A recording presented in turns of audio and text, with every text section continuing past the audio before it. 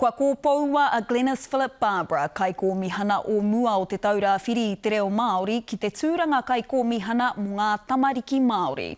Hei tā te kai ko mihana o te wā, hei tā Andrew Beecroft, ko te pūtake o te tūranga he whaka ui ngā tikanga kia kore ai tētahi atu tamaiti Māori e mahue iho ki muri. Aneia e ruera rerekura.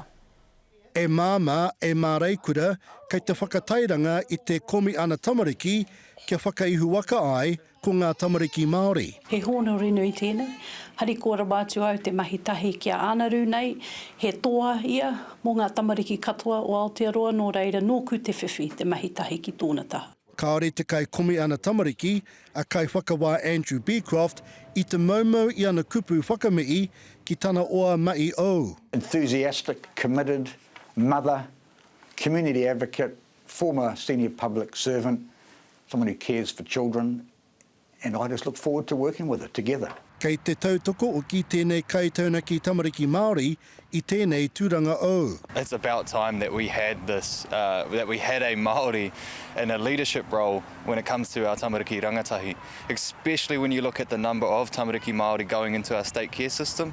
But not only that, it also respects the obligations of the Treaty of Waitangi. Ko tāku me whai whānau ngā tamariki katoa, aha kua kowai, aha kua kihea, he whānau āhuru, he whānau āroha, kia whiwhi ngā tamariki o Aotearoa, tēnā huarahi ki te ora, ne? Koera te mea nui ki au. Now, it won't be easy, I'm a bit nervous, but I'm excited.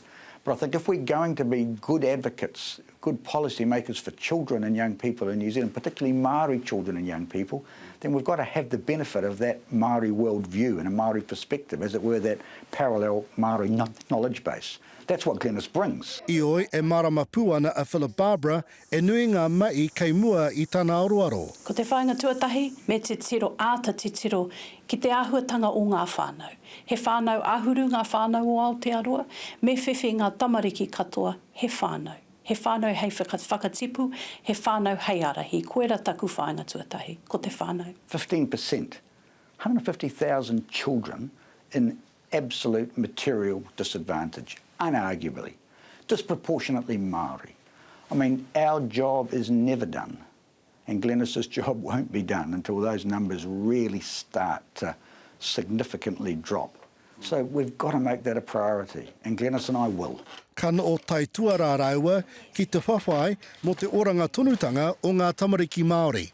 Iriwere rerekura te karare.